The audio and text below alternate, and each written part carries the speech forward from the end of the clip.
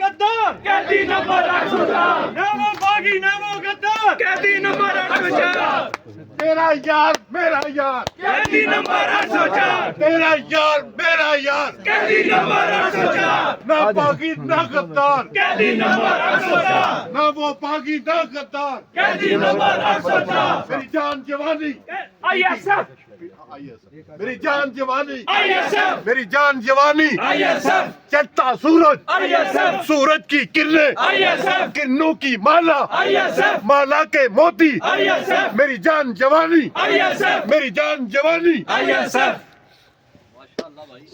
آپ کا جذبہ نظر آ رہا تھا کہ یہ آئی ایس ایف ہی ہوگی، ورنہ ہم جیسے بوڑھے اتنے جذبہ نہیں ہوگا۔ سامعین، ہمارے پروگرام کی زینت بنے شعیب شاہین صاحب، ان کے ساتھ ہماری اس جوسی کے سابقہ امیدوار برائے چیئرمین جناب راجہ عبدالسلام کیانی صاحب، پاکستان تحریک انصاف کے سب سے پرانے کارکن جناب ملک توقیر صاحب، ان کے ساتھ مصطفیٰ کیانی صاحب، راجہ قمر الرحمان صاحب، اور ان کے ساتھ آنے والے تمام سامعین کو میں اپنی طرف سے اور تمام انتظامیہ کی طرف سے صمیم قلب سے خوش آمدید کہتا ہوں۔ سامعین،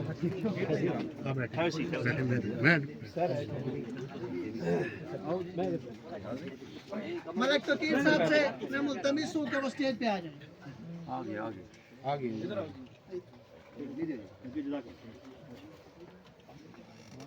سامعین، اس سلسلے کو وہیں سے دوبارہ شروع کرتے ہیں جہاں سے ہم نے اس کو روکا تھا۔ تو میں اب ایک ایسے شخص کو دعوت خطاب دینے جا رہا ہوں، یہ وہ شخص جو کسی تعارف کا محتاج نہیں، سابقہ امیدوار برائے یوتھ کونسلر، میں تالیوں کی گونج میں ملتمس ہوں جناب ساجد نواز ستی صاحب سے کہ وہ اسٹیج پہ اور اپنے خیالات کا اظہار کریں۔ جناب ساجد نواز ستی صاحب۔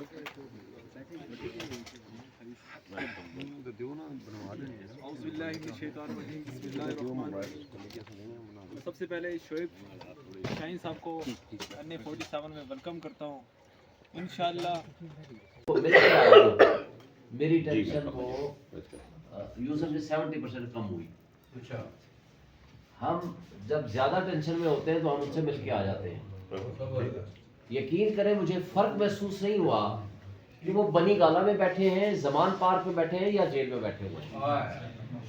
یہ ان کا انداز، سٹائل، کانفیڈنس، اس کے باوجود کہ آج 203 سے بھی زائد مقدمات، 203 مقدمے بن گئے ہیں۔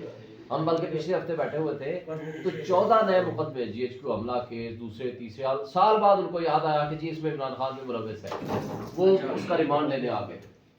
تو خان صاحب کہنے لگے، کچھ دیر بیٹھے رہے، پھر انہوں نے کہیں میٹنگ کے لیے وزٹ کے لیے کوئی آئے ہوئے تھے، تو انہوں نے کہا کہ جج صاحب کو بول دو عمران خان جیل میں بہت بزی ہے، جو آپ نے فیصلہ کرنا ہے کر لیں، میں جا رہا ہوں۔ کمال کی شخصیت ہے۔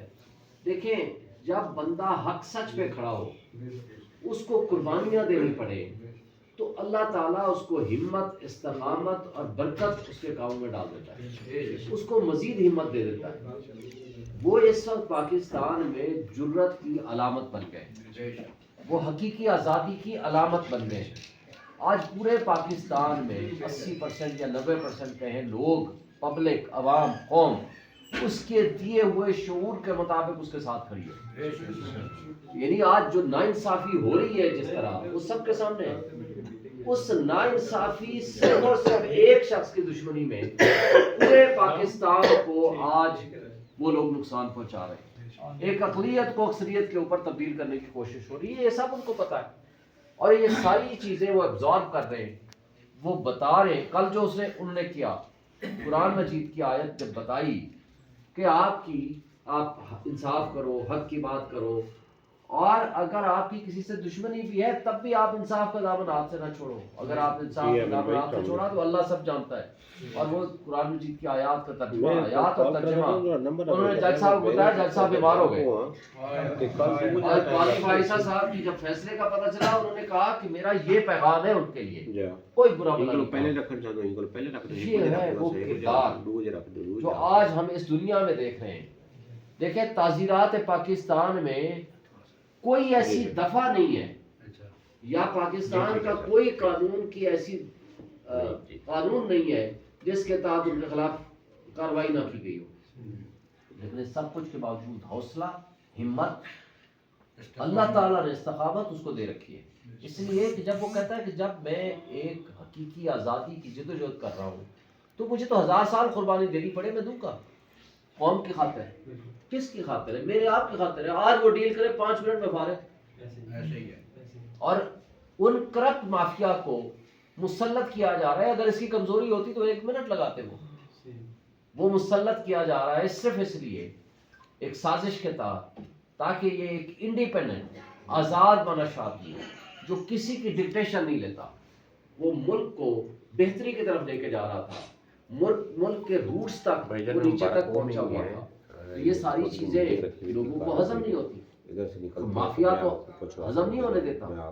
مافیا کو تو تکلیف ہے اس شخص سے کہ جو ملک کی آزادی اور خود مختاری کی بات بھی کرے، قوم کی خود مختاری کی بات بھی کرے، قوم کی غیرت کی بات بھی کرے، قوم کو اخلاص کا درس بھی دے، ریاست مدینہ کی بات بھی کرے، کرپشن کے خلاف بھی بات کرے، جد و جہد بھی کرے. اور اللہ نے اس کو جو طاقت دے رکھی ہے. میرے ساتھ ایک دفعہ ٹی وی میں کسی نے پوچھا کہ یار عمران خان کیا کھاتا ہے، ماشاءاللہ اتنا صحت مند ہے، طاقتور ہے، ابھی بھی 72 ایئرز اولڈ. میں نے کہا وہ حلال کھاتا ہے تمہارے برعکس. آپ بھی حلال کھانا شروع کر دو تم بھی صحت مند ہو جاؤ. سر ان کے دوست کی بار بار کال آ رہی ہے.